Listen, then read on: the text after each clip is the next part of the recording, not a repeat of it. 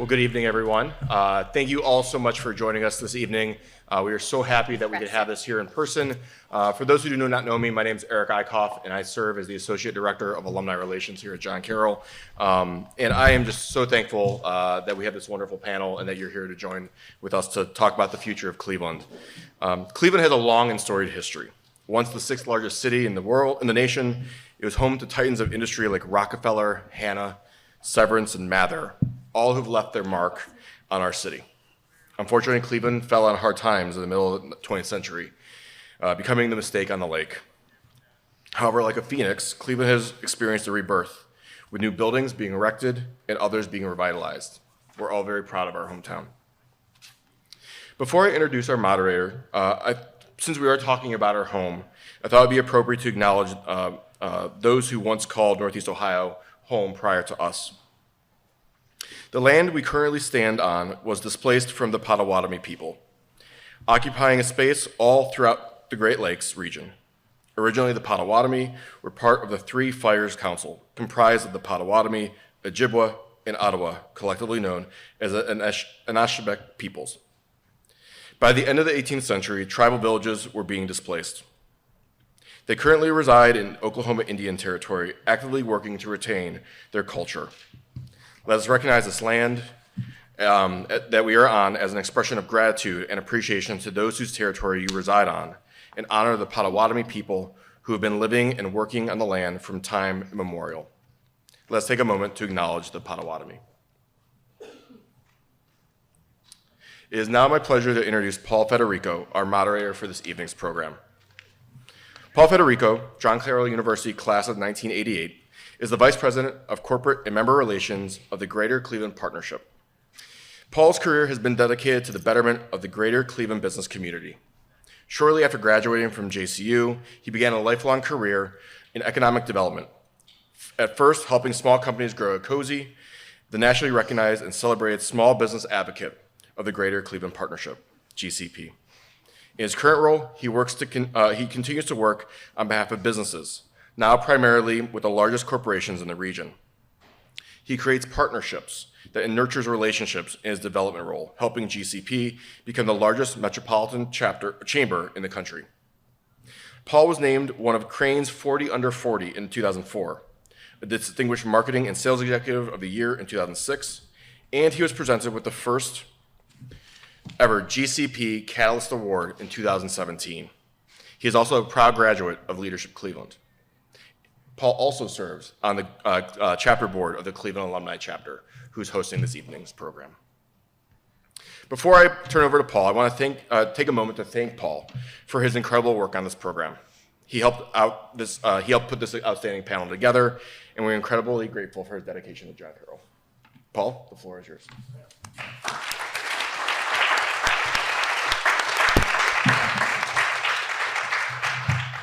Eric, thank you so much. Your opening is such a typical John Carroll University opening, you know? Very cool. So thank you for doing that. That was really cool. Thanks to John Carroll for putting this together. And President Mikiak was here earlier. He stopped by I'm kind of excited about that. I wasn't expecting the president to show up, so high expectations. That's great. I want to think also back to Eric. You know, I think it's amazing. I think we all have a person that in our jobs, in our lives, that just gets stuff done. You don't even know they're doing it, and they never want accolades. They never talk about it. But anytime I ask a question related to JCU, and I say, what is going on? Is this done? And it's like, yeah, Eric did it. I mean, I came today, and he has set up microphones, chair. He did it all. He does it all. Eric, thank you very much for who you are.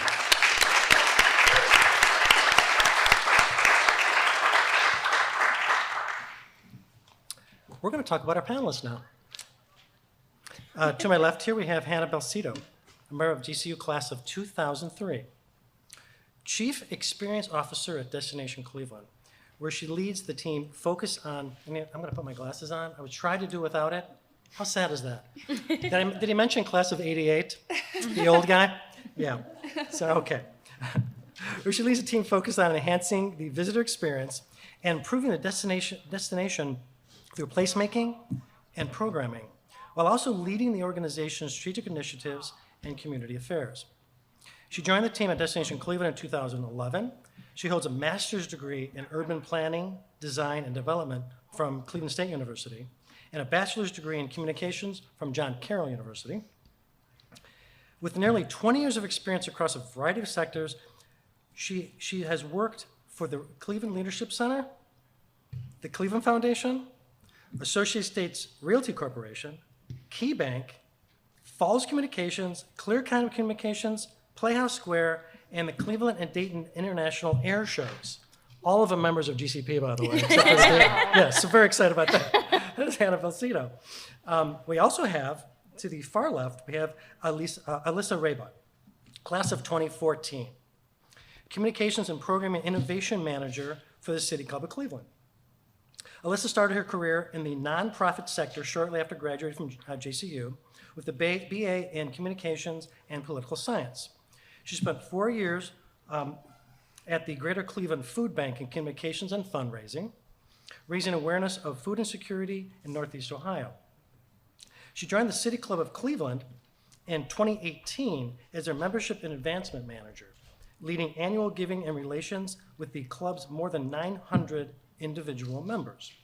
After 2 years in that role, she now serves as Communications and Program Innovation Manager, guiding strategic communications and new programmatic projects. Alyssa is a 2017 graduate of Cleveland Leadership Center's Onboard Cleveland program. She serves on the boards of Teaching Cleveland, a local nonprofit that connects educators, students, and community members to the city's history. Alyssa spent 2 years on Engage Cleveland Leadership Council, fostering the retention and management of young professionals across Cleveland. That's Alyssa. Wow, some impressive people up here, friend. Now, Maria Spangler, who I've probably known more than anybody on the board, on the committee here, Director and Community Engagement, the Sherwin Company. Originally from Bryan, Ohio. Bryan, Ohio is where they have the suckers, the Dum-Dums. Dum-Dums. The Spangler Candy Company. Oh. Spangler Candy. This is something new. Okay, I'm going to write that down. Very nice. No relation to my husband's family. He's not a candy heir. To my Very disappointment. nice. Oh, devastating. Maria moved to Greater Cleveland, thankfully, to attend Carroll University, earned her BA majoring in political science and minoring in business in 2002. During her time at JCU, she serves as president of Latin American Student Association. After JCU, Maria enrolled in a dual degree program at Cleveland State University in the spring of 2006. She earned her Juris Doctorate and Master of Public Administration. In the summer of 2006, Maria sat for and passed the Ohio State Bar Examination. I'm just getting tired of all the stuff that everyone's doing here. I feel like such a loser.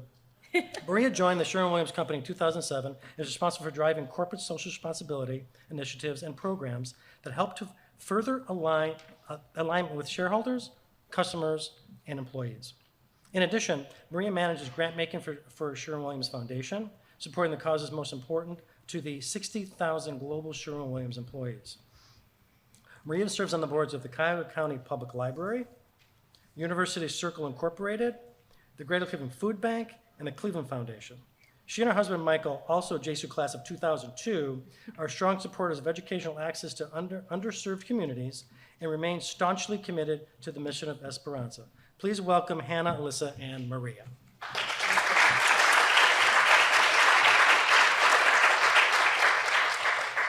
So let's get to the discussion. This is not just a discussion of the future of Cleveland, but the perspective of future of Cleveland through the eyes of JCU grads, I think is a little bit different. We spent like an hour together the other day, and it was really very cool. We were on the same page with a lot of what Carroll stands for. And I think if you don't know, one of the things I pull out of like Carroll website, as a Jesuit university, Carroll inspires individuals to excel in learning, leadership, and service in the region and in the world. And I think it's important. For me, a personal part of this is a person who embodies Carroll more than anybody I know is Coach Anthony Federico, my father, graduate of 1959. And I try to imagine what this beautiful place looked like in 1959 when he graduated, but I know JCU inspired him to give back as a teacher and a coach. As my mentor, my coach, and my inspiration, He died 20 years ago, but I wanted to share his legacy with you today. This is kind of ironic. I was thinking about this. I don't know what else was happening in 1959, but I know no women were going to college here because they didn't accept women until 1968. So kind of an ironic panel we have here today, and I'm excited to talk to you guys about it. Yes. Okay, so the first question I want to ask everybody, I want you to answer this, is partly, I read these bios for a reason, because I want people to really know who you are and what you're all about. It's very impressive bios. But, so what makes you good for this panel and good for people to actually talk about what we're talking about today, which is about, making Cleveland a better place? We're going to go with you, Hannah. You're starting You're with closest, me? yes. Well, good evening, everyone. Thank you for being here. I know you all could be many places this evening, and we're glad you're here to talk to us, so thank you. I think that what brings me here today is John Carroll, and it's that commitment to service. It's why I chose John Carroll, and I think it's what I learned a lot at John Carroll. And just the core of who I am, it's beautiful to hear Paul say that a lot of his work is in respect to his father. To me, I don't know what the calling is. I just want to leave the world a better place than I came into it. And to me, the best way to do that is to serve the community I'm within. I grew up in Salem, Ohio, which is a small town near Youngstown, and served that community all through high school, and then came here and spent a lot of time in service to John Carroll in this community. And then straight from John Carroll, I moved into downtown Cleveland and started a lifelong commitment to serving this community. And I just want to leave it better than I found it. And I really believe in connecting people to their community and to one another. And I think that's why I'm here tonight. Great. Maria? Thanks so much for that really kind introduction, Paul. You're welcome. And thanks to all of you, as Hannah said, for being here on this beautiful night. So thank you for the wonderful weather, Eric. And Eric did it, right? Eric He does picked the everything. day. Yes, he Behind picked the the day. But we're all going to share very different vantage points, but also very interconnected vantage points, and that is the community that we live in. And John Carroll is certainly a big piece of that. I never planned on being a Clevelander. John Carroll brought me to Cleveland, and it awakened something that I'm sure was always there, but the notion of self for others. All roads, many roads that I have been on in my career, and the wonderful things I've gotten to see and the people I've met along the way have really, I feel like, built me for the moment that we're in today, which is certainly at a really exciting time when the future, I think, is very bright for our community. There's a lot of leadership change that has either happened or coming. And certainly my company making the decision, which was the big news at the time in February 2020, that we were going to stay and double down and invest a whole lot in this community. But then all the work that was going to come with it is the work that I'm getting to do today, which I'm sure we'll talk about in a bit. But, I've said to my boss a few times, like, I'm built for this. I'm built for this project. And so much of that is what I learned at John Carroll. And in the Jesuit education, to a person, right, smart, capable, but also understanding that those talents are here to serve something bigger than ourselves. It's a wonderful gift. I was not Catholic when I came to John Carroll, and I am now because of John Carroll and the wonderful ways I saw faith lived here every day in education.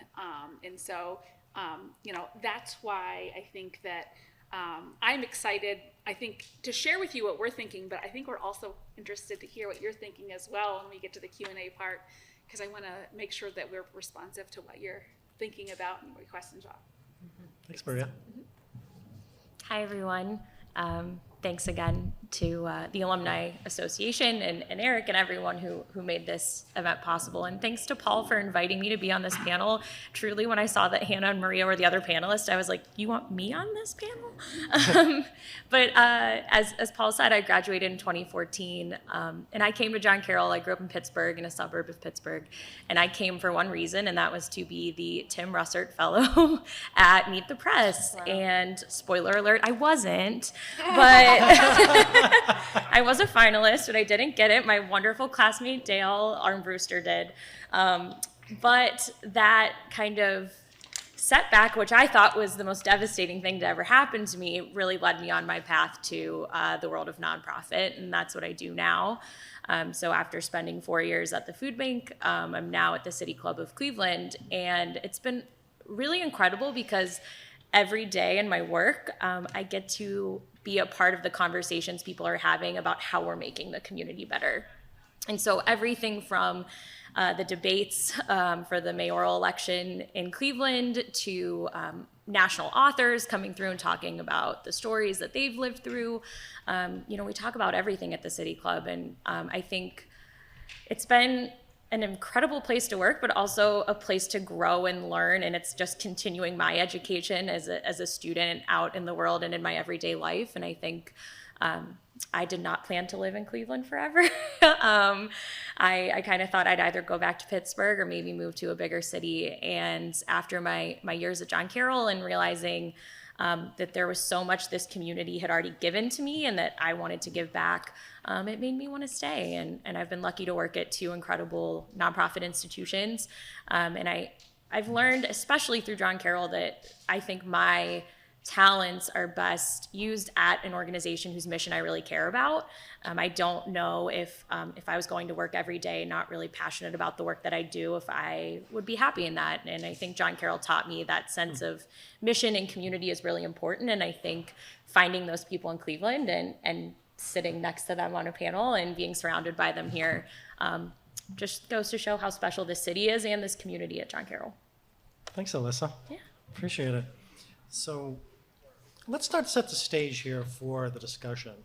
If you could help me out, I think I want to start with Hannah because the first question is really about Cleveland. Where are we at right now?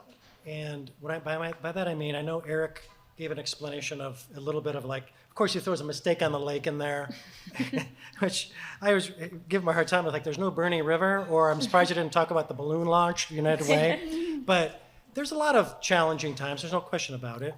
But in part, I want to start with Hannah because in Destination Cleveland, you study this a lot. Part of our own problem is Clevelanders thinking about what Cleveland is. And in the past, it's been not such a great rosy picture of people who live here selling the idea of Cleveland. So I want to talk a little bit about where are we really, from the good to the bad, from the good of like all the different development going on to the challenging times of some really poor people and poor in Cleveland and what we can do about that and everything. Set the stage for us. Where do you think we are now? Thank you, Paul. So for those of you that aren't familiar, Destination Cleveland is sometimes called Cleveland's Convention and Visitors Bureau. Around the 90s, we started calling Convention and Visitors Bureaus destination marketing and management organizations. But put simply, our charge is to attract outsiders into Cleveland. So we do that by changing their perceptions of Cleveland, getting to a lot of what Paul's saying. And a lot of the research that we have done about that has showed that we are our own worst enemy. So when people are deciding where to relocate for a business or to go to college or to find a retirement home or to live or to work, they're going to ask their friends and family that live there in particular. Thinking about moving to Denver, I know you live there, what do you think about it? And what we found back in 2014 when we did studies on our brand is that only 34% of Cleveland residents, and that doesn't mean the city of Cleveland, Cuyahoga County, the region, 34% of residents would say yes to that question. So that's a big business problem. If you're trying to attract talent and visitors and businesses to come here, and you make that sales pitch, any of you that work in sales or studying sales, and then you say, you should come here, and then that customer asks another client, should I actually do it? And 34% of them are all that say yes. So we knew that our first priority as the destination marketing and management organization, if we were ever going to get visitors to come here and bring new money into our economy, we had to change local perceptions of their hometown and tell them some of the stories. And that was back in 2014. Since then, we've had a Cavs championship. We've hosted the Republican National Convention, the NFL Draft. We're about to host the NBA All-Star Game. So Destination Cleveland in no way takes credit for the success. But we did the study again in 2017, and that number had grown to 77%. So 77% of residents said, yes, you should come check out my hometown. So local sentiment is significantly improving, but we do still have a big uphill battle. I brought this note because I'm not good at remembering numbers, but just, I'm sure you're all sitting here thinking, do visitors come to Cleveland? Because I'm sure you're going to Florida and Hawaii and Europe. But in fact, in 2019, we had 19.6 million visitors to Cleveland. That's $6.4 billion in direct tourism spending. So if you live here, that's reducing your taxes because it's bringing new money into the economy that wouldn't otherwise be spent. If we all go out to dinner tomorrow night, we're choosing, are we going to spend that money in Beechwood or are we going to spend it in South Euclid? Whereas when a visitor's coming in, it's all new money coming into the economy from the outside. That's a $9.7 billion economic impact. It supports 70,000 jobs and $1.2 billion in tax revenue. And what's important to know about this is that's outpacing the US average. So Cleveland was doing better than all US cities in the national average and how we were doing in those numbers. Well, then in 2020, we had a global pandemic. I don't know if any of you heard about that, but it decimated the travel and tourism industry and the world, right? So I'm not here to tell you the picture is still sunny and rosy because in 2020, that 19.6 million visitors went to 13.8 million. I've been with Destination Cleveland for 10 years. We've had 10 years of consecutive growth until that 2020 number came in. So that's hard to see. The workforce is struggling. We're seeing less workers in the hospitality industry, but we feel like we are on the path forward. Cleveland will do better than other cities in the recovery because we are able to be outside like this. We need to embrace our winter months, so that's one thing I will leave you all with, and we're getting better at that. I don't know about all of you, but I spent a lot more time outside. We even installed heaters on our front porch. So we are on a path to recovery, and we will recover faster than the national average, but we are in a downturn as it relates to travel and tourism, but excited for some big events that are coming up. Very good. Yeah. Maria, what can you add to where we are? You know, we made a really big decision to stay and announced that in February of 2020. And I was asked, many of us were asked, are you still going to build those buildings? And the answer was always absolutely. This is a temporary situation. We are 155 years old. This is our second global pandemic at Sherwin-Williams. And we have withstood worse. Certainly we continue to have supply chain challenges, and like others do, the freeze in Dallas continues to plague our business. So, but it is, again, it's temporary. And so we are bullish on Cleveland, but with eyes wide open. And so my work has always been very much the front door of our community to Sherwin-Williams. What it has really shifted to as we've made this decision, and again, I say I'm built for this, I've got this, is how are we leveraging our community relationships? How are we leveraging our university relationships to get the talent in the door that we need? So we know, because of Team NEO's really wonderful data, what the gaps are.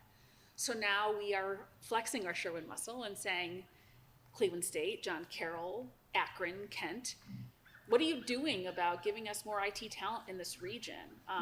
And what are you doing about engaging people of color and women in the conversation? Because of the size of our region, we have to do that much better than every other region.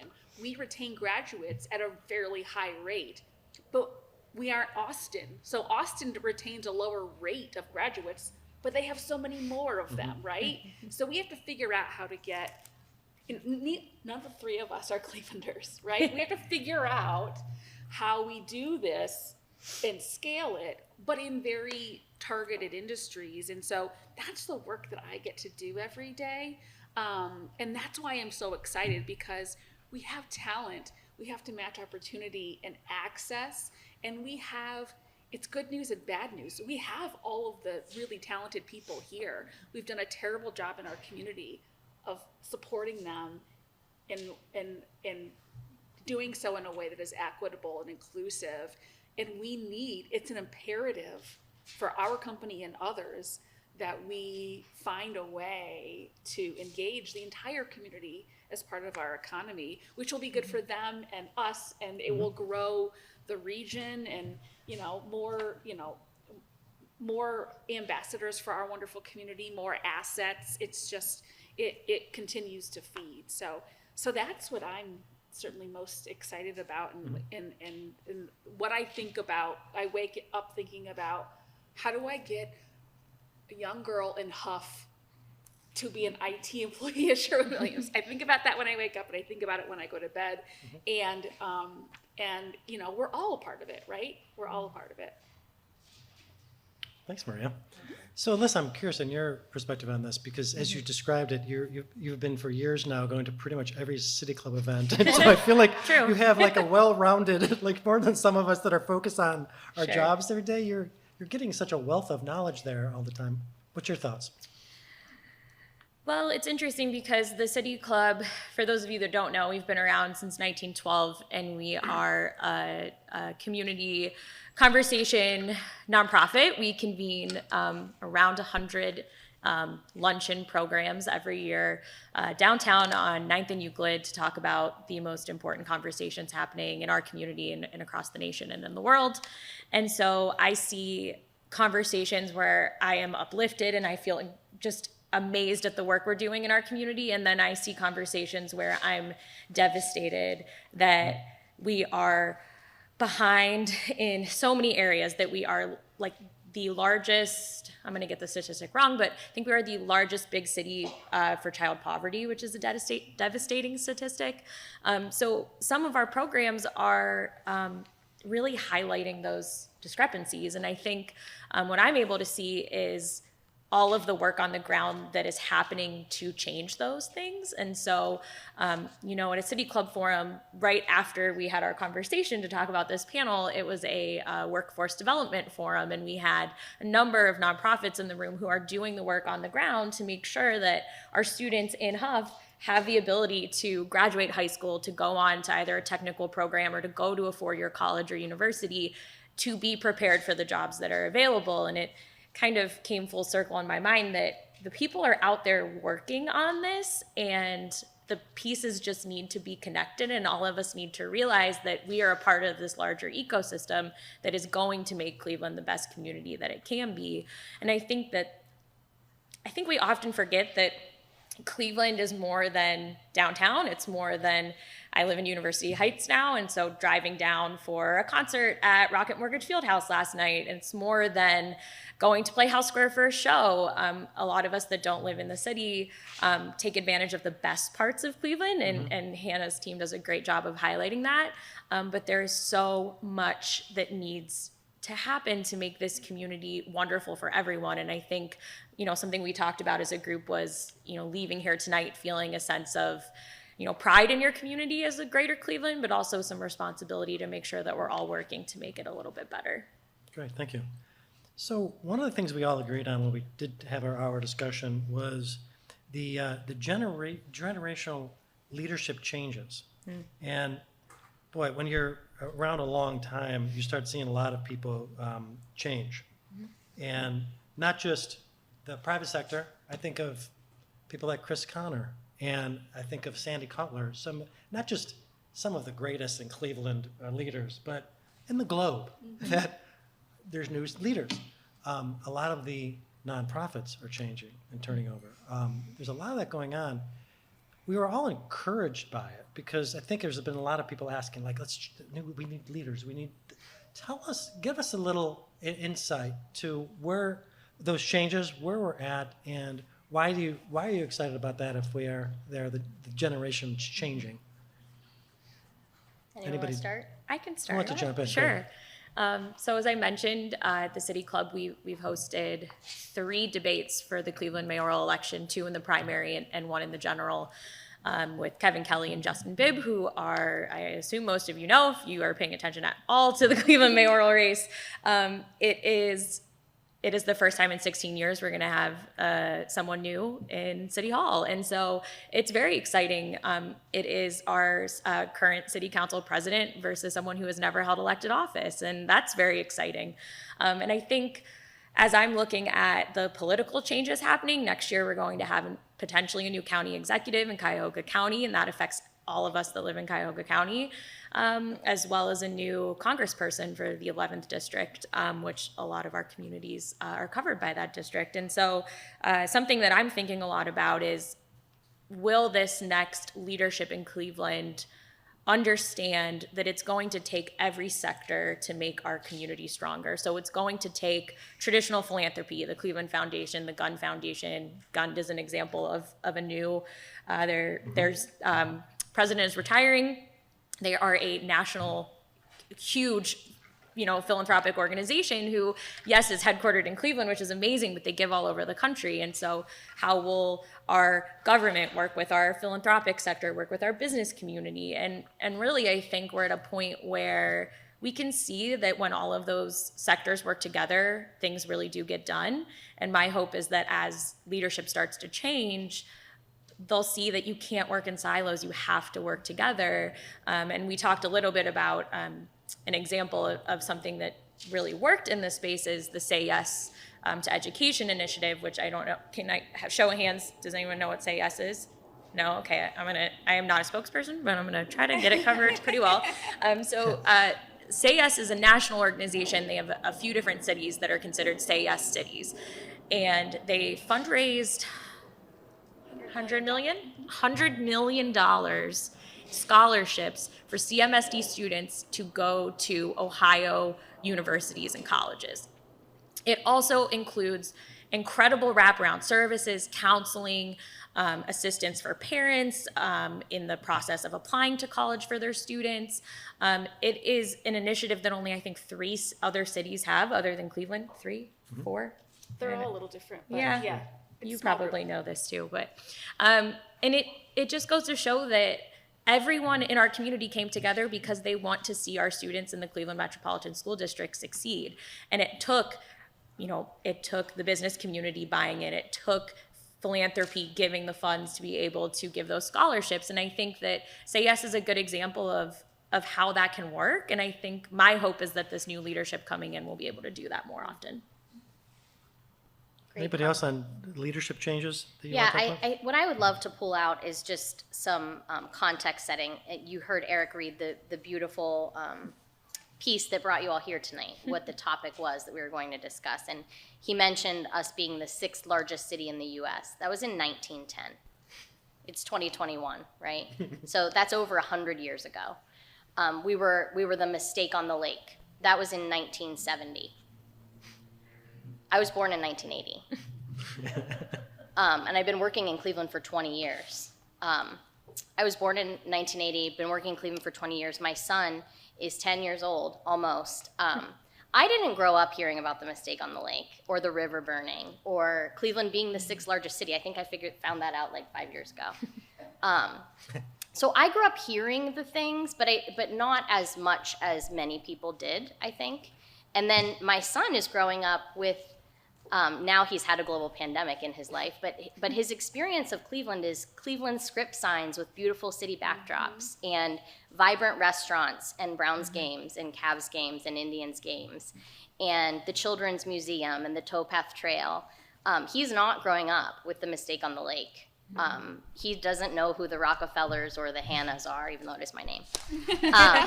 So I just want us to remember that. You know, we need to stop telling these stories and start telling the future story and remember that these stories are why we're so great. They made us resilient and gritty, and they gave us these beautiful buildings and this wealth that is here.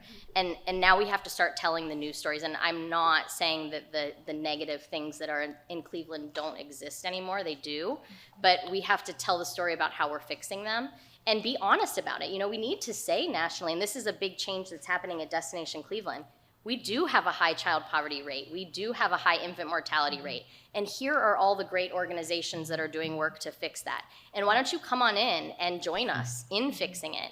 And I have to agree with what Alyssa says, that what I'm most excited about for our future, and as Maria alluded to, is this year, the global pandemic put everything on pause, and I watched as corporate, nonprofit, philanthropic stopped all the noise and did what they do best and joined hands to solve the problems together. Like, we'll stay in this lane and focus really good at this. You're really good at this, you do that, and let's talk to each other along the way. And I think that's the path forward. So I'm excited about those two things, that there's a generation taking a leadership reign that has never heard the mistake on the lake, and that they're ready to join hands and solve the problems, acknowledge the problems, not just push them under the rug, solve them, and talk about what they're doing to solve them. Great. Just really quick, I did want to add, because Alyssa said, we have to stop working in silos, and we're talking about generational change, and I think those two things are related. This is really exciting time in that we're a big small town, right? And so I just met Alyssa through this conversation and this prep, but Hannah and I have known each other since we have been at John Carroll, my 20-year reunion, hopefully in person, right here next Eric will make it happen. summer. Eric will do it. There he is. Jason Therian. And this John Carroll network is a microcosm, I think, of what our community is, and how we work together, because when it's about relationships, and we see this at Sherwin-Williams too. Many of you probably know, we work at Sherwin-Williams for a long time. We sort of, buy in, drink the Kool-Aid, and we don't go.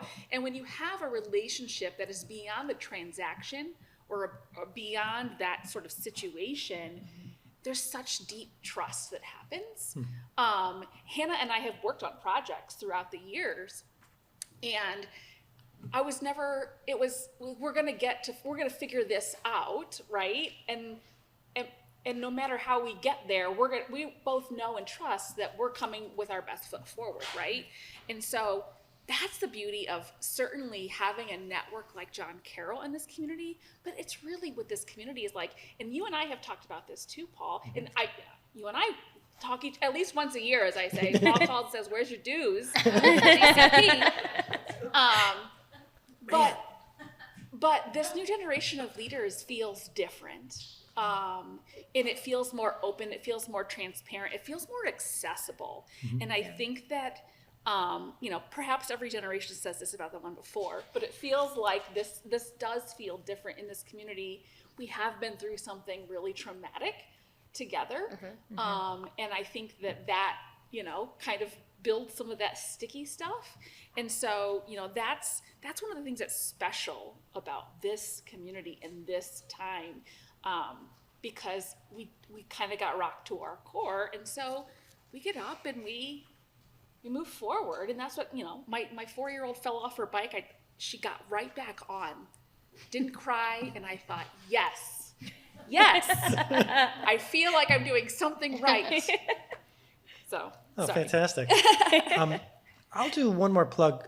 Maybe it sounds like a GCP plug, but it's the Greater Cleveland Partnership organization I've been at for 32 years. And it's the first time that our new leader, it's just different. It's not good or bad from the past people to now, but we have a set of in values. It's called all in values. And one of them I don't think existed amongst nonprofit organizations is sort of this idea of in unity.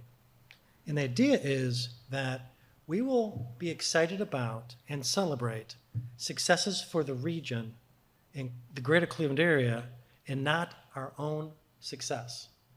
And it sounds like, that sounds like a nice thing, that the values you have. This is the CEO telling us what's happening, and I see it. He's only been here 6 months, and literally, some of the organizations you may or may not know about, the nonprofits, like the Team Neos of the world, we work together, are supposed to work together to do things like bring in the RNC or maybe bring an Amazon headquarter here, and we work together. When you're working together, and we are working together, we're talking about the leaders of all these organizations like Magnet and even City Club. I want to skip Dan Mothra because he's a guy who changed that organization when he started brought it from your father's City Club to City Club we could all be proud of and know that this idea of unity, and it's part of your values of an organization I go to every day. I'm so much more proud of it and connected to all the other organizations. It's so exciting. It really, truly is. Which leads us to sort of the next thing. So there's a lot of public money out there that's going to be going to the country, not just Cleveland and Ohio. Some of the numbers are kind of crazy. I put them down somewhere, but it's like $500 million to the city of Cleveland, another few $100 million to the county. There's literally $6 billion to the state of Ohio. So one of the things that ties to this, I want to ask you about what you think about where some of this money could go and some of the projects and things happening, but it's amazing to me how much money is out there and what's happening, but that this idea of unity, we're actually getting together and talking about, let's come up with this idea and this and this. If Cleveland's going to get X amount of money, let's give them some great ideas. So that's where that unity ends up becoming very powerful. So thoughts on all these public dollars that are here now and maybe even more coming. What do you think about some of those projects that may or may not happen, but maybe in the past if you've been somewhere long enough, you've seen lakefront projects. I've counted about 18 of them. And it's always, when you're in the business of economic development, that's not a positive thing because a lot of the naysayers out there, maybe there's going to be questions later that are like, why didn't we do this or do that? I thought you said we were doing it. It's a lot of possibilities now. So thoughts on that? Thoughts on the possibilities? You probably had a panel about it. We've had many on how to spend the ARPA dollars. Okay, I mean, I am not a policy expert, so I'm not going to try to speak to how we would enact these things. But something that we've talked a lot about at the City Club is the digital divide, and so we've really seen that. Unfortunately, in the last year, when so many of our school-aged kids were going to school virtually, and so many households in the city of Cleveland did not have reliable internet access. And so a lot of the conversations we've been having are around how vital it is in today's world to have internet access at home, whether that's a hotspot that CMSD was able to provide to their students or there's some really interesting information around viewing internet as a public utility and thinking of it like we think about our electricity or our gas, and trying to think through how we could get our city more connected because this just shows my privilege, but I've never been worried about where I'm living being accessible to get internet. I call AT&T, I move, I say, hey, I've moved here, can you come and set up my internet for me? There are communities in Greater Cleveland that are segregated and do not have the same access to wireless internet the rest of us do. And so that's a conversation we've had at the City Club that I just keep thinking. I worked from home on a Friday. We had our last City Club forum in March. By Monday, I was ready to work from home, and I worked from home for 12 months. And I didn't have to think once about, do I have internet access? Do I have to worry about my husband's also working from home? Are we sharing the internet? Do we have enough bandwidth? But there were families that were struggling to even get their kids connected to go to school. And so I think some of those dollars are definitely going to be used for kind of bridging that digital divide. And we have nonprofits in Cleveland working on that, and we're working on it before the pandemic. But that's definitely one that I think is going to get a lot of attention in terms of those dollars. Great. I don't know what you guys think. That's a great one. I think I'm not a policy expert either, but this has got to be about inclusivity. The digital divide is a really good, I think, symptom of what we have done in our community and the way we have redlined our communities in many, many ways, most especially on the east side of our center city, which is remarkably close to where we're sitting right now, but a world away, right? Yep. We all know that. And so, we have a lot to do with thinking about how we could take these, once in several generations money and find ways to invest it in a way that is sustainable and truly lifts our community. And there's public health, there's access, there's workforce development. It sounds like a lot of money, but I don't think it really is a lot of money, because of the systemic issues that we face today. Were sort of our derivatives from the original sin of our country, in many ways, and in our way in the path back from hundreds of years is not going to be quick or cheap. But we can't let that stop us from putting one foot in front of the other and being thoughtful about engaging our community and listening to what they need, and doing some of these things with the community rather than to the community, which is our typical sort of top-down model. So I don't know what the answer is and but I certainly know what the process should hopefully look like to get us there. I'm just going to jump in real quick to give an example. So we had a City Club forum with the St. Luke's Foundation. Tim Tramble is their executive director, and he was talking about how with their grant making, they've created a resident committee that weighs in on the projects that get grant funding from them, and they give away millions of dollars every year to the Cleveland community. They're located right on Shaker Boulevard, so also right in our backyard. And I thought it was really interesting that it's only a small portion of the funds that they give out every year has this neighborhood weigh-in, but the way that he talked about it was, this has never been done before in our organization. We've never had residents weighing in on this. In so much of philanthropy, we've had a lot of conversations with leaders of foundations across the country talking about how the community needs to weigh in on how philanthropy is investing their dollars, because so many people traditionally making the decisions do not have the lived experience of the people they're trying to help with the funds that they're giving. And so that was a really interesting example of how they're saying, no, we would love for you to come in and tell us about what you need as a community, and we will try our best to fund that work. Wow, great stuff. So this is flying by, truly, and I'm not going to we're not going to get to every one of my questions that I put out here. So we want to save some time for questions from you, so be ready for a couple questions. I did want to have you each talk a little bit about giving us some homework. How can we give back? How could we, this audience of a lot of JCU alums and folks that understand what you're talking about, give some ideas about what we could be doing. Well, the homework I always give when I give a talk is to get out and be a visitor in your hometown. I don't know where you all live, but I live in Lakewood. I work downtown when I'm not working remote, because we are often remote right now. But I try to get into other neighborhoods and other suburban municipalities for dinner or to check out a playground. I have 2 small kids, so we've been to every playground in Northeast Ohio.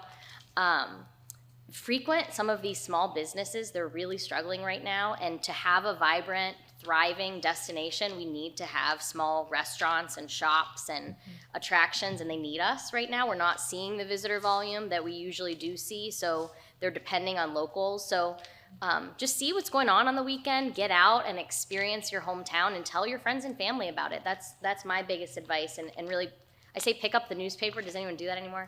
Search the Facebook and find out what's going on and get out and try something you haven't tried before. Maria dreams about getting a little girl in Huff to come out and be an IT professional at Sherwin-Williams. I dream about that little girl in Huff having a vibrant neighborhood and being able to go out her front door and have a public park with a splash pad and a coffee shop that she could go grab a cookie from. So going back to the last question and for all of you to think about is just how we can take some of these neighborhoods that have been disinvested year over year over year and bring money back into them. So really try to go to those neighborhoods that you haven't ever even heard of and see what's going on there. There's a million and one ways to give back, and certainly, John Carroll calls us to give back and to use our talents and our gifts, whatever they might be. And I think about that a lot, and the legacy I want to leave to my kids in their community. which this generation, this relationships and these generations is just so fascinating. I was telling Hannah, so my son plays a CYO flag football at St. Albert the Great. There's 12 kids on the team. 4 of those kids have parents that went to John Carroll with us, which is just crazy, right? And so like, we are all so interconnected and we don't even realize it. And so, your neighbor, it's about your neighbor. And just doing what you can from where you are. And now, some of the good things that came from the pandemic is we learn how to do things in such a different way, right? Things like mentoring for college now can be done all virtually. Serving on a board or serving at the food bank. Certainly, Alyssa worked there. I serve on the board there. It's been a deep honor to literally feed our neighbors as they lined up in the Muni lot, 3,000 cars every single week, to get a box of very, very basics. And so the need is there. If you ever want to give back and don't know how, call me. That's what I do for our company. The need is truly endless. And so think about,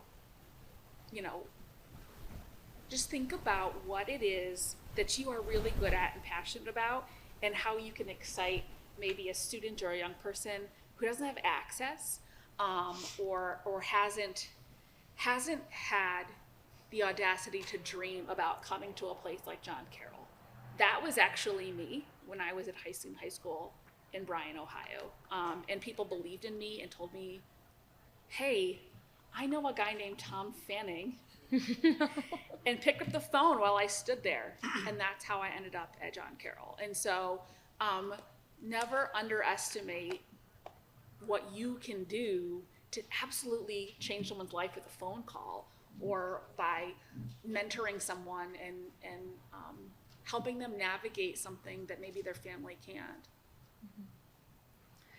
Well, I will do a shameless plug for the City Club. If you ever want to come to a City Club forum, I will tell you, even if you do not know the topic or anyone on the panel or the speaker, you will leave with a better understanding of whatever that topic was. So if you want to come to the City Club, you can call or email me and I will get you a ticket. If there's a forum that looks interesting, I encourage you to come, or even better, become a member, because it really is an incredible group of civically engaged Clevelanders who are looking to make our city better. And it's just a great group of people. So I would encourage you to join if you'd like. I will also say something that I have really taken to heart in my 3 years working at the City Club is that it's not always easy to have the conversations that are necessary. But at the end of that conversation, it always just feels a lot better once you've had it. So we're going into the holiday season. Hopefully we will be with our loved ones and family and friends. So I encourage you to not stray away from some of those challenging conversations about our city, about poverty, about the line that you see of people going to the food bank every month, and lean into those conversations. And like we say at the City Club, we want to have civic dialogue. So go in with an open heart, an open mind, listen to viewpoints that are a little bit different than yours, and be open to hearing, what might be not the way that you think of a community issue, or you might not, see something happening that you agree with, but talk to someone who disagrees and hear what they have to say. And I just think that if we all are a little bit kinder and have a little bit more civility in our conversations, we'll end up doing a little bit better for our community. Outstanding. If I had to pick one, I would say something you talked about earlier, Say Yes to Cleveland. Mm-hmm. If you could think about, look up that website and be a mentor to one of these students, it is an incredible experience. I would highly recommend that. So we want to open questions to the audience. We don't have a ton of time, but I want to hear from you. We barely scratched the surface, I realize, and I feel bad about that because I have a lot of stuff to ask here, but very much like to hear from you if you have any thoughts. I just want to say thank you all for tonight, all your commentary. Say Yes was mentioned twice. We were one of the institutions locally to be a part of that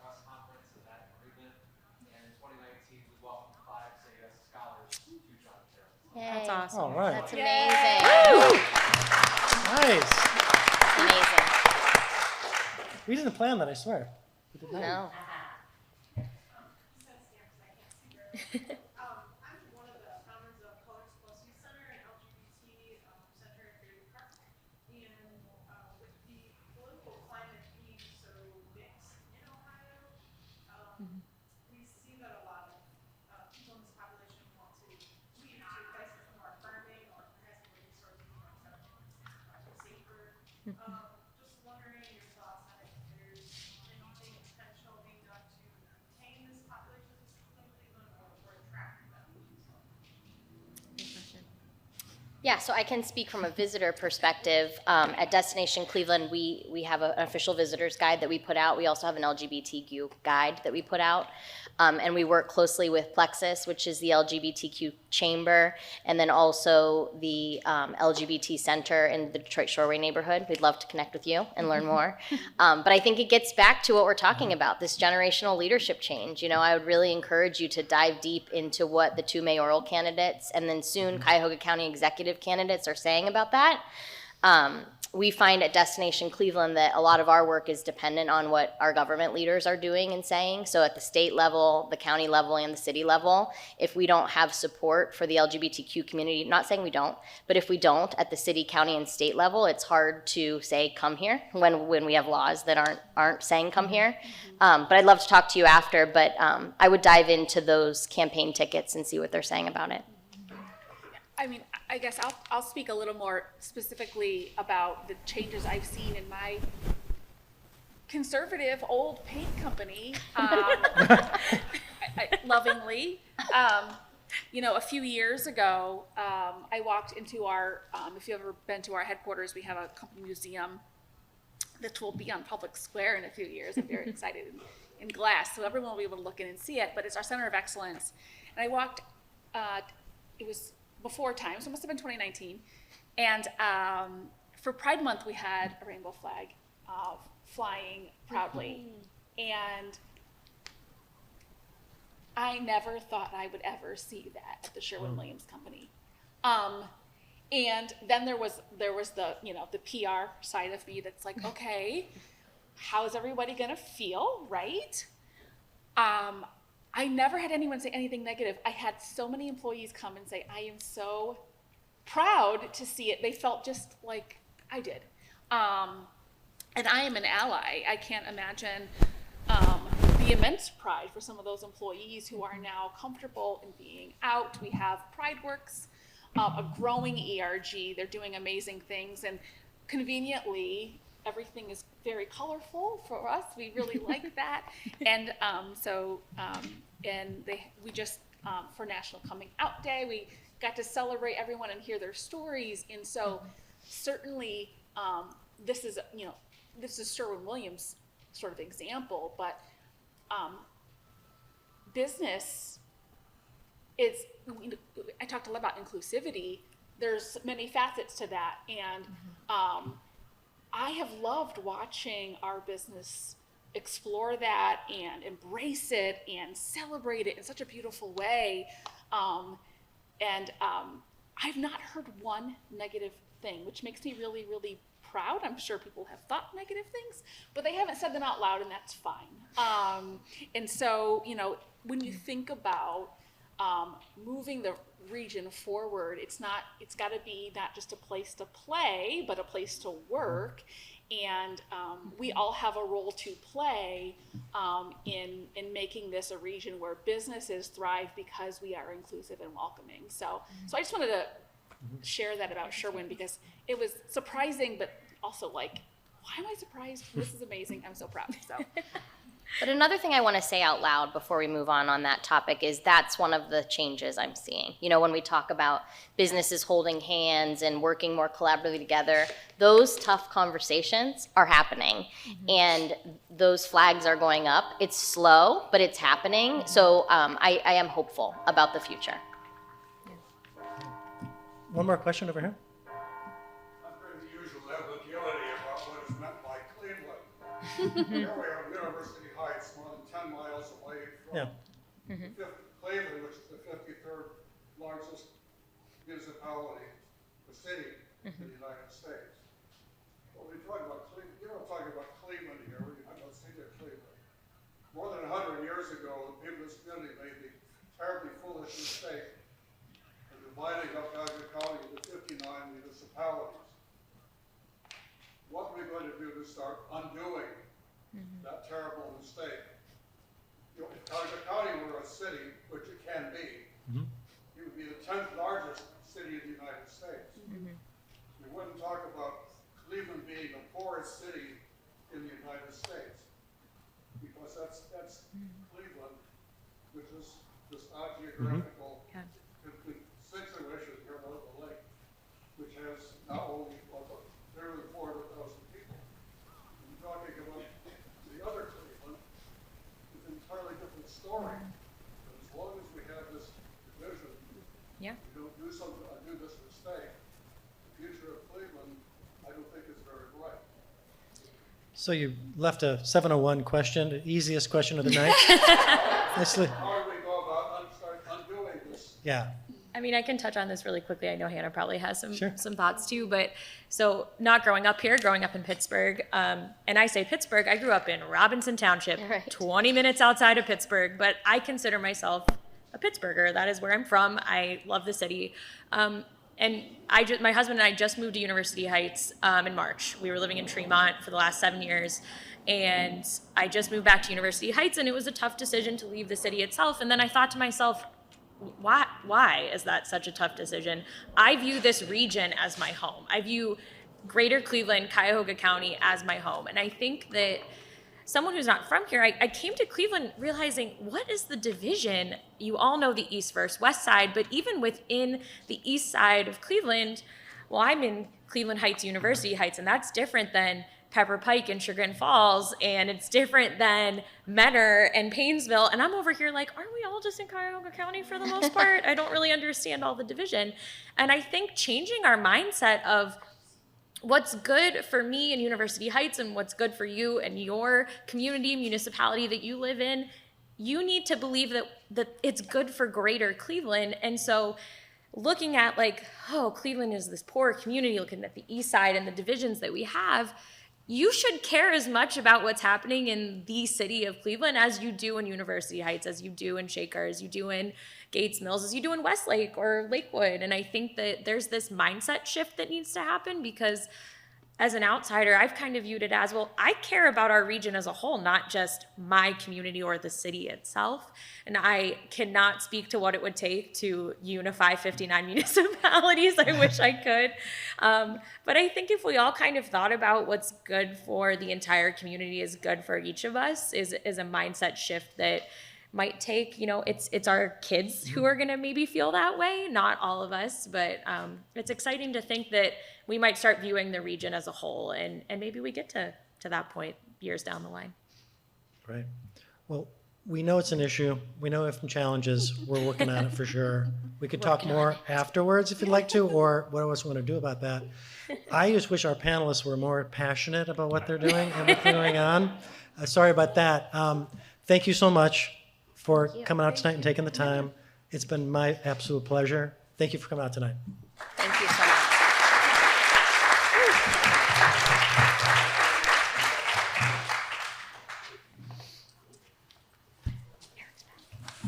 Well, first off, Hannah, Alyssa, Paul, Maria, thank you so much for being here tonight and sharing your viewpoints on Cleveland and Greater Cleveland. I think we can all agree, Greater Cleveland, not just Cleveland downtown. We are incredibly fortunate not to only have you in our John Carroll community, but leaders within the larger community. And I think we can all agree that our larger Cleveland community is better for it. So thank you again. Thank you. Thanks. I wanted to recognize a few other people who are here with us this evening. This program and a lot of our programs, both pre-pandemic and during the pandemic, and hopefully after the pandemic, are part of our alumni chapter here in Cleveland. And I want to recognize our chapter board who is here supporting Paul and our panelists this evening. So if you're a member of the chapter board, please go ahead and stand up and raise your hand. And thank you so much for all that you do. They are incredibly dedicated alums who are passionate about John Carroll, and it is a privilege to work alongside them, and I appreciate all that they do for our university. Before we conclude, I want to give you a sense of a couple other programs that you could take advantage of, both in person or virtual. This Thursday, we have a program featuring Dr. Peggy Finucane, focusing on the current trends in marketing and communication with 3 outstanding alums, 2 from the city of Cleveland, 1 who lives in Buffalo, which is why we're Zooming it. Then later this month, we'll also be hosting programs. Actually, I'm sorry, in November, on November 3rd, we are having a program, let me get our notes, with Dr. Welke and Dr. Zhang on the life cycle of financial planning. That is planned to be in person. We might Zoom that one as well. November 15th, we are focusing on our nonprofit world. We have alums who actually are the CEO of Greater Cleveland Food Bank will be on the panel alongside of someone from the ACLU and then the CEO of the Denver Art Museum. So that one will be via Zoom. November 18th, Jim Moses, who is the Vice President of Operations for Dallas-Fort Worth for American Airlines, is coming back to campus to speak with students, and we're welcoming alums back for that program as well.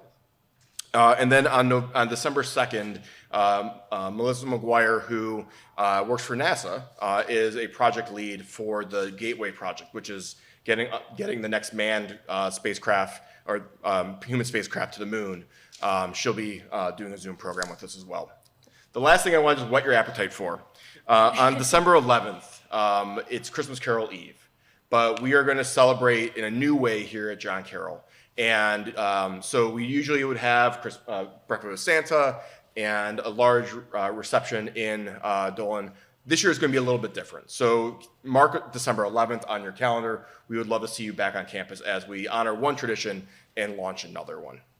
Thank you again for being here. We truly appreciate it, and I hope you have a great night. Onward on, and stay safe.